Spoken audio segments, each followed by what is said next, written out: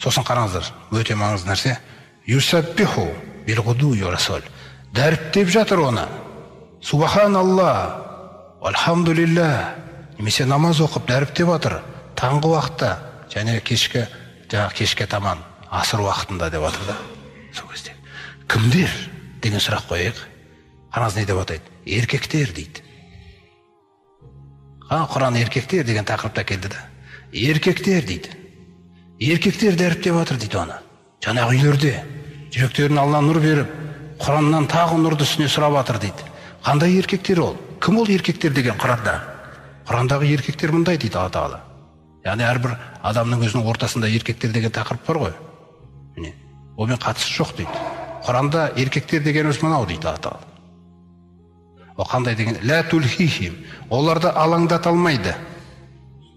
Оларды алаңдата алмайды тижара. Үлкен сауда.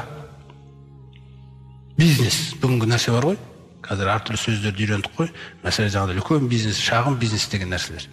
Мәселе ол үлкен бизнес, шағын бизнес емес. Мәселе үлкен бизнес пен шағын бизнестің сізді алаңдатпауы Алладан. Сол керек. Егер сіз сол үшін үлкен бизнес пен шағын бизнес деген сөзді білсеңіз, онда ол алхамдулилля.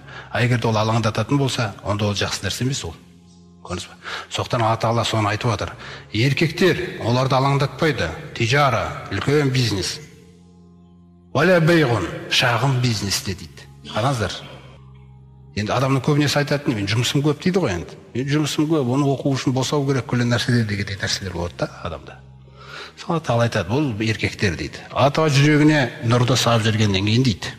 Иман деген нәрсе жұмыс істеп жатқаннан кейін, Алласын танып, Алланың дидарын қалап жатқаннан кейін, оларды сауданың күллі түрі алаңдата алмайды. Неден?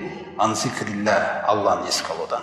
Яғни Алланы бір еске алайыншы деп отырып, Субханалласын 100 рет айтудан, немесе астағфирулласын айтудан. Көрдіңіз бе? Және ва иқамис сала, намазымды оқып алайын деп, намазын оқудан алаңдатпайды дейді саудасы. Өйткені ол біледі, сауда емес оған ризықты әкеп жатқан. Алла.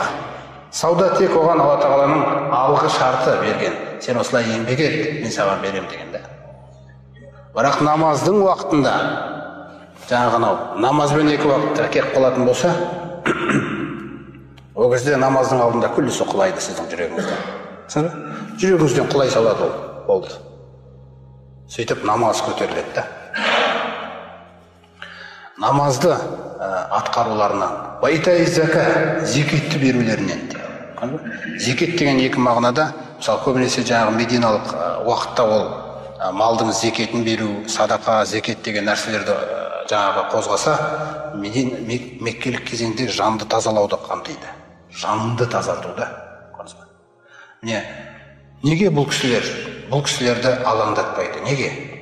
Яхофуна. Өйткені ол кісілер қауіптенеді дейді. Яғни менің еркектерім қорқады дейді Алла Тағала.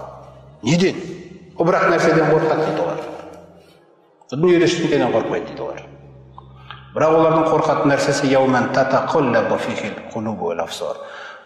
Жүректер мен көздер төңкеріліп, мазасы кететін қияметтің күнінен қорқады дейді.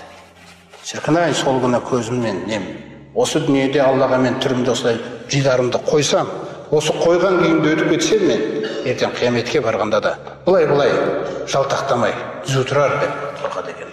Ал егер бұл дүниеде көрінген нәрсеге жалтақтайтын болса адамның көңілі, ол күні оған тыныштықты кім береді? Сондықтан Алла Тағала айтады, ол сондай күн дейді. Оның ауырлығы жүректер мен көздер төңкеріледі, жоғалтады өзін. Оның ықпалы ол дүниедегідей емес. Ол өте қиын жағдайлар жасайды адамның бойында. Физиология басқаша болады қияметте. Түсінесіз бе? Мына көздердің төңкерілуі, жүректердің қозғалуы деген нәрселер. Міне сол адамдарды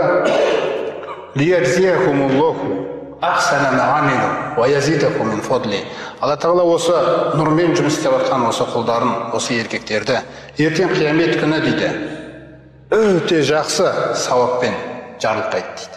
Яғни істегендерінен де артық қылып жарылқайды дейді. Және өз кеңшілігінен тағы қосады дейді оларға. Қараңыз.